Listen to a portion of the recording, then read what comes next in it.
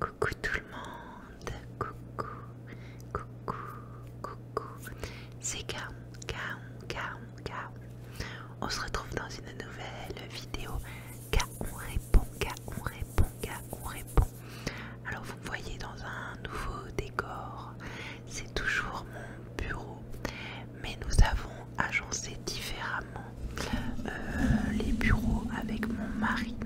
Nous avons acheté un bureau d'angle où il y a au fond mon PC et vous avez juste ici le PC de mon mari. Alors je me suis mis ici pour que le fond soit assez neutre.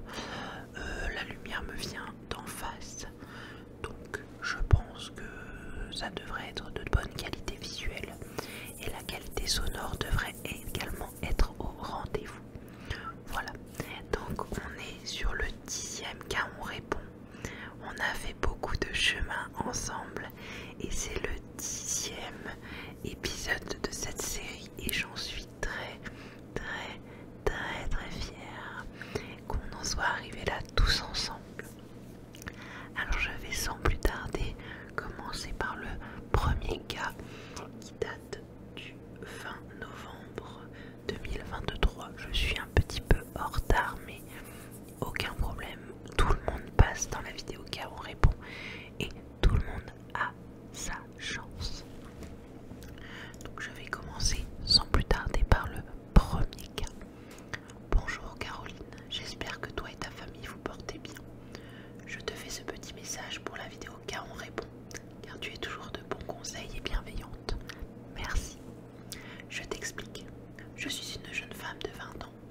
Et comme tu le sais, puisque toi aussi tu es née dans une génération où le physique est super important et où l'apparence est omniprésente, cela m'angoisse et je suis toujours en train de me regarder ou de regarder les autres pour comparer.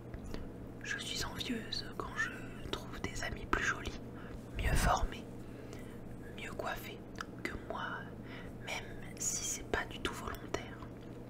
De plus, cela me crée des complexes et j'ai toujours de nouvelles choses à corriger. J'aimerais refaire ma poitrine car je ne la trouve pas jolie et qu'elle tombe, ou mon nez que je trouve trop gros, etc. Aurais-tu des conseils pour ne pas être comme ça, pour arrêter d'être focalisé sur ça? J'espère que tu continueras tes vidéos longtemps. Tu es une de mes ASMR artistes favorites. Gros bisous. Et bien déjà merci d'avoir pris ton courage à deux mains et de m'avoir écrit. Merci beaucoup pour ton message et je compte continuer les vidéos. C'est quelque chose qui me plaît et donc ça me plaît, je continue. Alors pour en revenir à ton cas, malheureusement on vit dans une société où le physique est ultra important et où tout passe par le regard. La première impression fait beaucoup. Soit, là-dessus on est d'accord. Mais, et moi j'ai toujours mis ce point d'honneur, on ne vit pas pour les autres, on vit pour soi. Si aujourd'hui tu te tracasses pour ça, la vie est déjà tellement courte, tellement courte, qu'on n'a pas le temps pour s'emmerder. Désolée d'utiliser des mots vulgaires comme ça, mais on n'a pas le temps de s'emmerder, de s'ennuyer avec des choses comme ça. Si t'as envie de sortir avec un haut rose, avec un haut jaune, poussin, mais ça te regarde, tu fais ce que toi tu as envie, ce que toi tu as envie, ce que tu sembles être, ce que tu veux être, tu es toi, il faut que tu sois toi-même.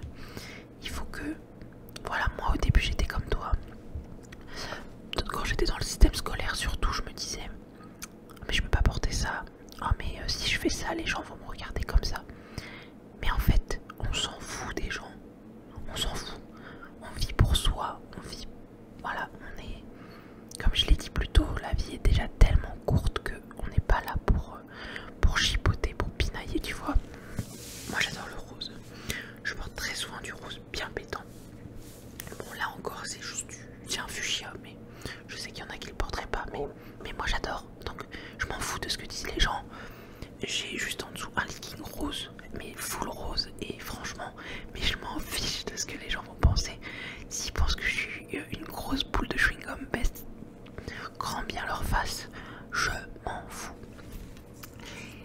Donc, ça là-dessus, sur ce que tu portes, voilà. Et du coup, tu te compares beaucoup aux autres. Ça, c'est humain. on se compare tous, que ce soit en physique, que ce soit en carrière, que ce soit en vie, que ce soit en termes d'argent, on se comparera toujours aux autres et ça c'est inéluctable. Même moi, je me compare, on se compare tous.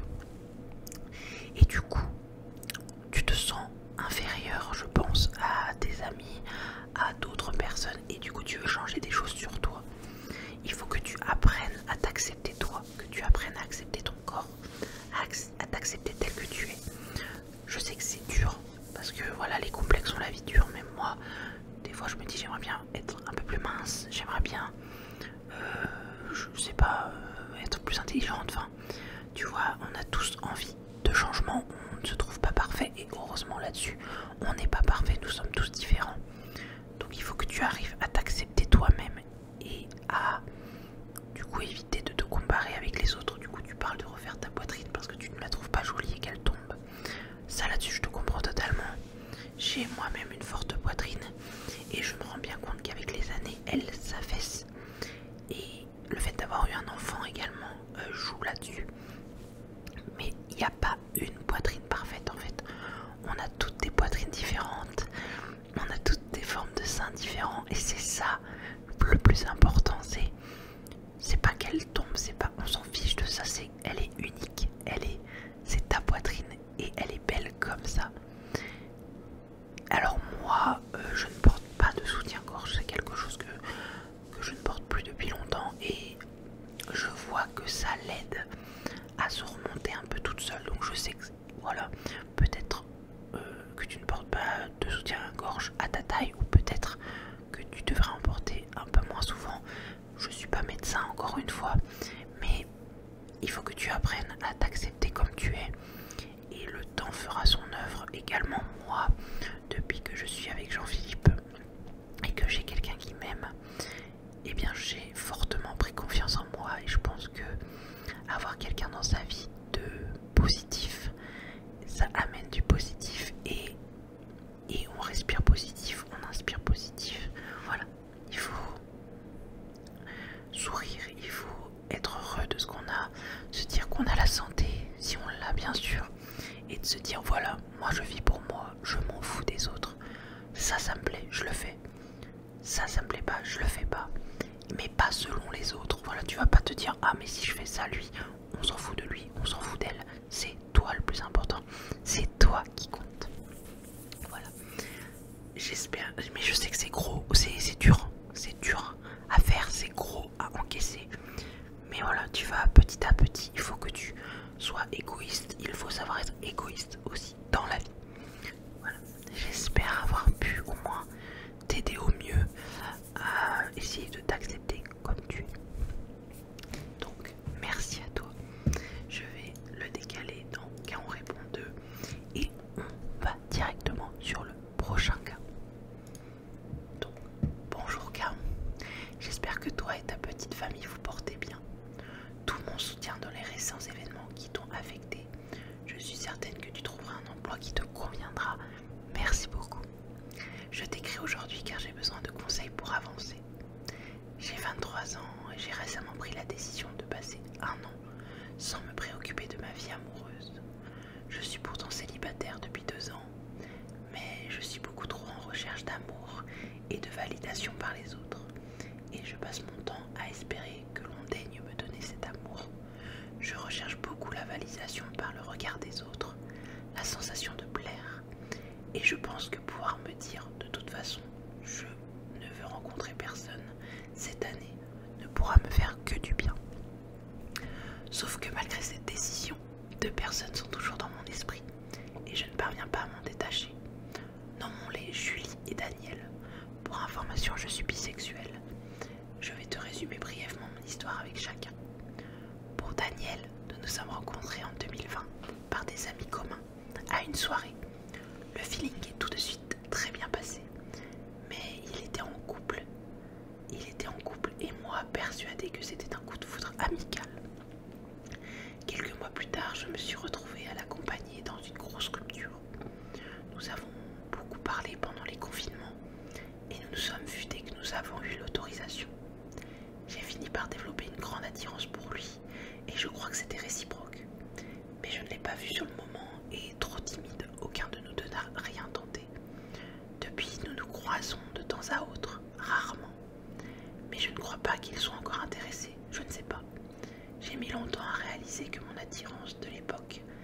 avait pu être réciproque en repensant à ces discussions que j'avais mal interprétées. Aussi ai-je l'impression d'avoir raté quelque chose et depuis, je n'ai jamais osé lui en parler. J'ai rencontré Julie il y a 2 ans. Nous avons vécu et travaillé ensemble un été. Elle était aussi bisexuelle. J'étais en couple à ce moment-là. Aussi, j'ai choisi de ne pas agir sur le gros crush que j'ai développé sur elle. Après, nous nous sommes côtoyés, mais nous sommes un peu perdus de vue dans nos études et nos voyages à chacune. Mais récemment, nous nous sommes revus. J'ai alors appris qu'elle avait un copain. Je ne tenterai évidemment rien tant qu'elle sera en couple, mais j'ai l'impression de rater le coche à chaque fois, sans mentionner que même si nous nous entendions très bien en tant qu'amis, je ne sais pas si elle serait intéressée. Avec ces 2 personnes, mon problème est le même. Ce sont des crushs que je n'ai pas suffisamment su approfondir pour savoir si c'est vraiment de l'amour ou non. Et les relations n'ont jamais vraiment débuté. Et donc, n'ont jamais vraiment connu de fin définitive. On ne m'a pas dit non. Et je regrette dans les 2 cas de ne pas avoir osé lorsqu'il était encore temps. Mais je n'ose en parler ni à l'un ni à l'autre. Car je sens que si je leur en parlais maintenant, aucun des 2 ne serait vraiment intéressé. J'ai beau ne pas les voir souvent et avoir rencontré d'autres personnes, ils me trottent encore dans la tête. J'essaye de m'en détacher, mais je ne parviens pas à arrêter d'espérer qu'un jour, les choses évoluent. Que me conseillerais-tu de faire? Je m'excuse de ce message un peu long. Je te remercie sincèrement du contenu que tu fais, qui est utile et relaxant pour beaucoup de personnes. Je t'embrasse, Chloé. Eh bien Chloé, merci d'avoir pris le temps d'écrire un message aussi complet. Donc ne t'excuse pas de la longueur de celui-ci. Donc de ce que je comprends, cette année tu ne veux pas être en couple. Et en tout bien tout honneur, c'est très bien. Tu as ces 2 histoires dans ta tête. Donc tu as Daniel, auquel voilà, vous vous êtes rapprochés, mais ça ne s'est pas fait. Et il y a Julie, pour laquelle voilà, tu as eu une attirance, mais tu étais en couple et du coup tu n'as rien tenté. Je comprends que tu es frustré parce que voilà, il n'y a pas de point de départ ni de point final à ces histoires parce qu'elles n'ont pas commencé. Et c'est normal que ça te touche, c'est normal que tu y penses. On est des êtres humains.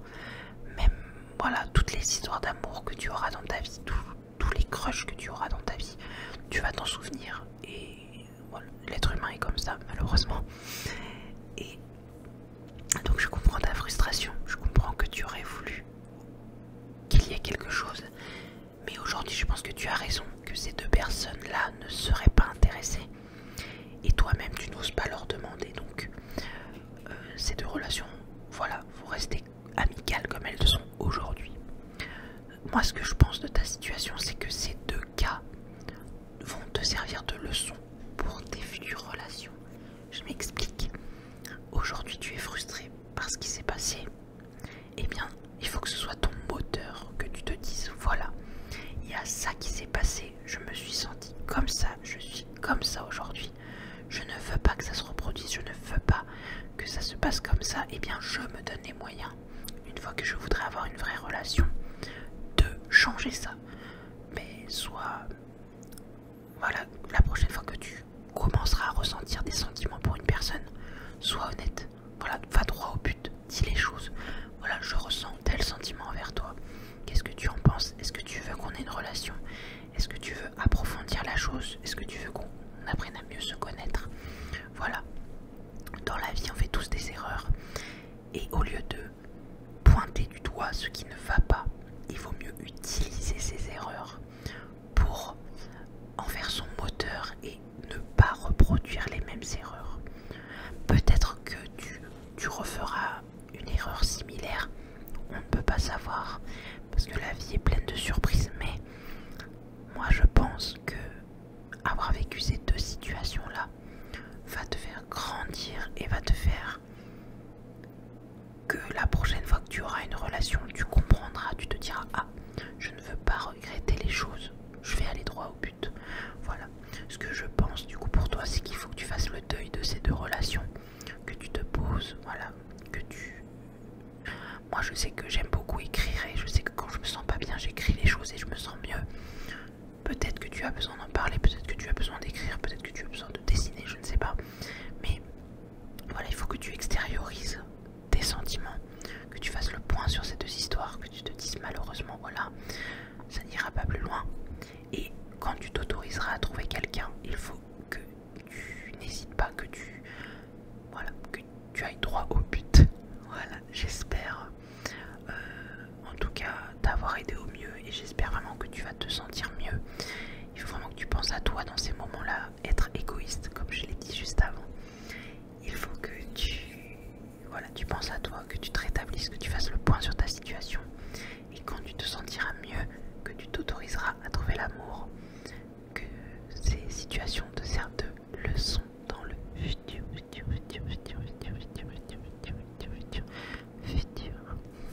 Voilà pour ce deuxième cas. Deuxième cas, j'espère avoir répondu au mieux à ton problème.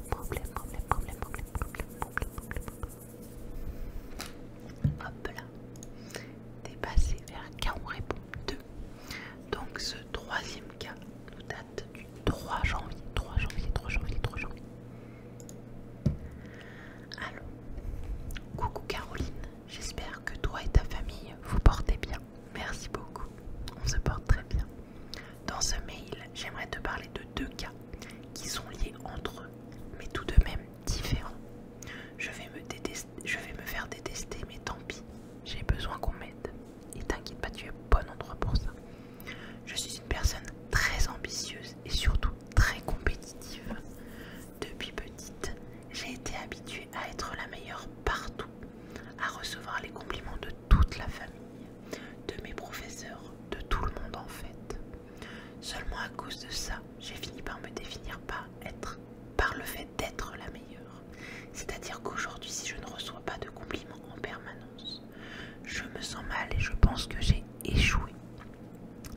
Malheureusement, cela ne s'arrête pas au niveau scolaire ou sportif, mais cela concerne également les relations sociales. Il y a quelques années, j'ai été dans une relation de dépendance affective avec ma meilleure amie. C'est vraiment parti très loin. Je ne supportais pas qu'elle passe du temps avec ses autres amis, qu'elle ne m'accorde pas le temps que je désirais et qu'elle ne fasse pas de moi sa priorité. De plus, c'était une personne très sociable qui avait tendance à monopoliser l'attention des autres, ce qui faisait que non seulement j'étais en dépendance envers elle, mais en plus je ne pouvais pas me faire d'autres amis, car personne ne me calculait. Enfin bref, ça a mal fini, comme tu t'en doutes. Le fait d'être aussi invisible aux yeux de tous ne m'a pas du tout plu et j'ai commencé à développer des comportements toxiques. À cause de ma jalousie envers cette personne, j'ai cherché à devenir comme elle, puis à la dépasser. Je voulais l'attention de tout le monde, je voulais être la priorité de tout le monde et je voulais qu'on n'ait Dieu que pour moi. Je ne supportais pas que mes amis passent des moments seul à seul entre eux, sauf si j'en faisais partie. Je voulais être partout et que tout le monde me tourne autour. Enfin bref, je dois passer pour une grosse timbrée ou une méchante dans les films, mais en soi c'était un peu ça. Je voulais du pouvoir, je voulais contrôler les autres. Je vous rassure, je n'ai jamais réussi. C'était il y a quelques années maintenant et j'étais incapable de réaliser que mon comportement était juste toxique et mauvais. Aujourd'hui, je sais que c'est horrible de faire ça et que c'est de la manipulation. Ça va beaucoup mieux, je ne suis plus en dépendance affective, je ne cherche plus à rendre tout le monde dépendant de moi. Enfin bref, je suis devenue une personne saine d'esprit. Mais voilà, de temps à autre, ces pensées reviennent et je m'en fais énormément pour ça. Je te donne des exemples. Je connais un garçon qu'on va appeler Harry. C'est un pote. Je ne le trouve pas beau et il ne m'attire pas. Je ne me vois pas du tout sortir avec, mais je voulais qu'il tombe amoureux de moi car je veux avoir de l'attention et qu'on me préfère aux autres. Ou encore, je pratique le même sport qu'une amie à moi. Elle est très forte dans ce sport, alors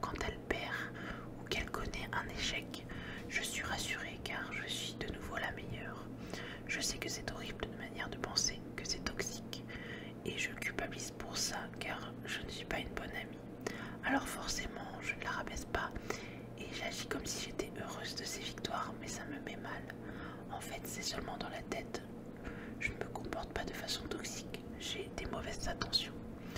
En gros, voilà mon problème plus rapidement. Je souhaite à tout prix être la meilleure que tout le monde.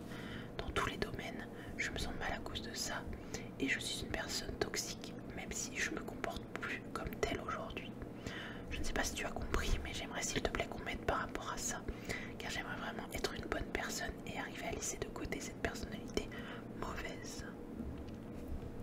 Ensuite, deuxième problème, c'est au niveau scolaire. Si je n'ai pas 18 de moyenne, je me sens mal. Je me mets énormément de pression pour l'école. Quand la pression devient trop forte, je n'arrive plus à travailler. Je suis incapable de bosser. Je procrastine et je stresse. J'aimerais réussir à être plus zen par rapport aux cours et aussi arrêter de procrastiner, car c'est la cause de mon état de stress permanent. Voilà, merci beaucoup d'avoir lu et j'espère que tu vas m'aider. Bisous. Alors déjà, je te fais un gros bisou et je trouve ça très honorable pour toi de poser les choses et de dire les choses aussi bien. Aussi, tu as beaucoup de courage de m'écrire et de dire les choses. C'est déjà un premier pas vers du mieux. Voilà. Donc, tu es une personne qui a besoin d'attention, qui a besoin d'être le centre du monde, parce que dans ta vie, tu l'as toujours été. C'est compréhensible, tu as toujours été là-dedans, donc tu veux rester l'intention de tout le monde. Je pense que tant que tu n'auras pas vécu un gros crash dans ta vie, tu vas continuer à être comme ça, malheureusement. Donc ce que je pense que tu peux faire, c'est peut-être aller voir un professionnel de santé qui pourrait t'aider au mieux, parce que moi je ne suis qu'une femme classique, je n'ai pas d'études de médecine, je n'ai pas de diplôme de médecine. Moi tout ce que je peux te souhaiter, c'est que ça aille mieux, c'est que tu dois faire un travail sur toi-même. Et je ne sais pas si tu as des frères et sœurs, mais le jour où ils auront des enfants, ou s'ils en veulent, et si un jour tu veux des enfants aussi, ça pourrait être toxique parce que tu vas essayer de comparer tes enfants avec les leurs. Enfin, je pense que ça peut malheureusement aller très loin comme pathologie. Et je pense qu'il faut que tu te fasses aider par quelqu'un de beaucoup plus compétent que moi. Donc, rapproche-toi de psychologues, de psychiatres qui peuvent t'aider dans cette situation. Voilà, tu leur poses les choses, tu leur dis j'aimerais sortir de là. Et je pense qu'ils auront de meilleurs conseils que moi. Surtout, il ne faut pas que tu restes seul, il faut que tu te fasses accompagner. Parce que comme je l'ai dit, ça peut dégénérer beaucoup plus loin. Déjà, ça te bouffe tes relations sociales, ça te bouffe également à l'école, parce que si tu n'as pas 18 de moyenne, tu dis que tu te sens mal. Il faut que tu arrives à te détacher de tout ça, il faut que tu arrives à lâcher du lest. Et je pense que voir des professionnels de santé compétents, voilà, il faut pas que tu... Moi, mon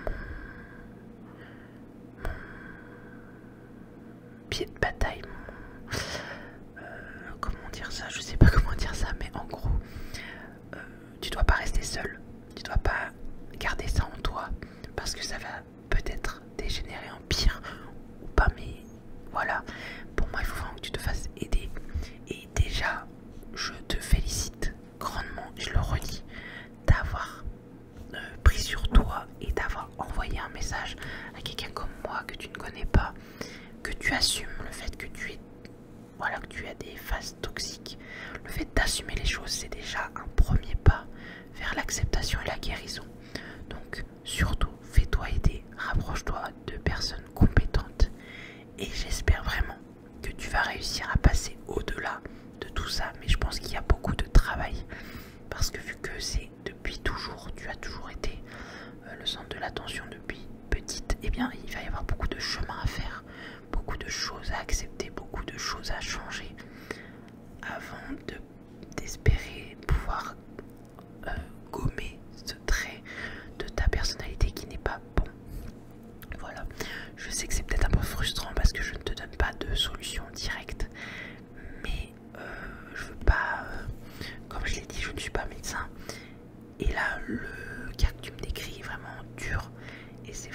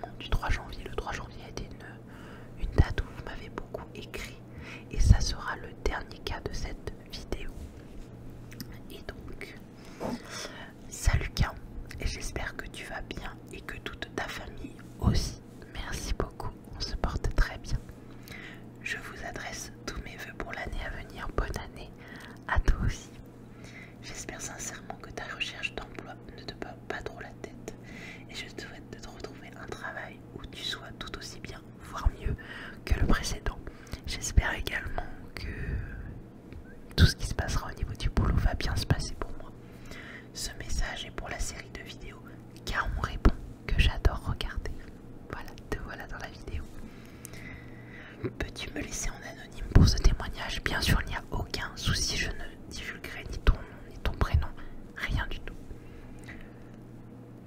Donc, je vais changer ton prénom parce que tu en as donné un, mais je sais pas si je peux l'utiliser. Même si je pense que si, je pense quand même que je peux l'utiliser, sinon tu l'aurais pas. Tu dis en anonyme, ça veut dire peut-être que je dois pas dévoiler, parce que là je vois un nom, un prénom, une adresse mail. Donc je vais simplement utiliser le prénom que tu as utilisé pour me décrire ton cas. Je pense que ça j'ai le droit. Je m'appelle Victor et je travaille sur un marché couvert le week-end pour arrondir les fins de mois. Et je vends du fromage, c'est ma vie aussi le fromage. Le fromage, toute ma vie également, c'est trop bon. Je vis pour le fromage. J'ai un collègue qui est assez particulier, mais ma foi, je le vois 2 jours par semaine, donc je me contente de sympathiser cordialement, sans plus. Depuis quelques mois, un nouveau boulanger est arrivé sur le marché, et je l'ai trouvé tout de suite très charmant. Au départ, la relation était simplement vendeur-client. Mais nous sommes rapprochés et nous avons récemment pris un verre ensemble pour mieux faire connaissance. C'était clairement un date. Le problème est que j'ai eu le malheur d'en parler à mon collègue fromager et en l'espace de 2 semaines, tout le marché était au courant que nous nous voyions, lui et moi, hors du travail. Et comme tu t'en doutes, 2 hommes qui se fréquentent, ça fait rapidement jaser. Et des histoires commencent à être créées de toutes pièces. Mon crush n'étant pas très à l'aise à l'idée de se montrer au grand jour, qu'il fréquente des hommes, me parle beaucoup moins. Et je sens qu'il y a une distance qui s'est faite. Et ça m'agace car j'aimerais beaucoup ce début d'histoire. Je ne sais pas s'il y a une solution, mais rien que de l'écrire ça me fait du bien. Merci pour tout ce que tu as fait et à très vite. Bis Victor. Et bien Victor, merci d'avoir pris le temps d'écrire ce cas et tant mieux si ça te fait du bien d'en parler. Et je pense que voilà, si tu as des personnes de confiance autour de toi et que tu peux te confier, vider ton sac émotionnel, ça peut te faire que du bien. Donc tu as un début de relation avec une personne, donc tu es homosexuel et vous êtes 2 hommes et ça fait très certainement jaser autour de vous parce que vous êtes 2 hommes et la personne avec qui tu aimerais que ça continue, voilà, se sent un petit peu mal vis-à-vis de ça. Peut-être que ça fait pas très longtemps qu'il sait qu'il aime les hommes.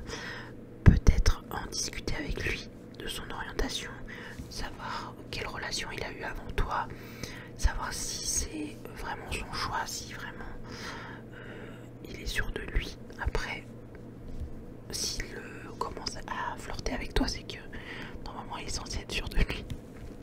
Ma foi, j'aimerais te dire qu'on s'en fout des autres et que seulement vous compte, mais là, dans le cas de relations homosexuelles, je comprends qu'on se mette la pression parce qu'on n'est pas dans les clous, parce qu'on est dans une société malheureusement très hétérocentrée. Le fait d'être différent, c'est compliqué. Moi-même je suis bisexuelle, je suis déjà sortie avec des femmes et je sais le regard qu'on porte sur les personnes qui sont ensemble du même sexe, surtout les femmes. Autant les hommes on va les flageller, autant les femmes on va prendre ça comme un fantasme sexuel. Malheureusement, dès qu'on sort des cases de la société, c'est très compliqué de ne pas attirer l'attention. Donc ce qu'il faudrait que tu fasses, je pense, c'est te poser avec la personne et en discuter avec lui, savoir son ressenti sur ce qui se passe. Et s'il te dit voilà, moi je suis pas à l'aise avec le fait qu'on parle de nous, ben, ce que vous pouvez faire, c'est qu'au travail vous discutez cordialement, de façon professionnelle, et quand vous vous voyez en dehors, voilà, vous pouvez être plus tactile, plus discuter, plus être complice. Ce que vous pouvez essayer de faire, c'est voilà, au travail, c'est ne pas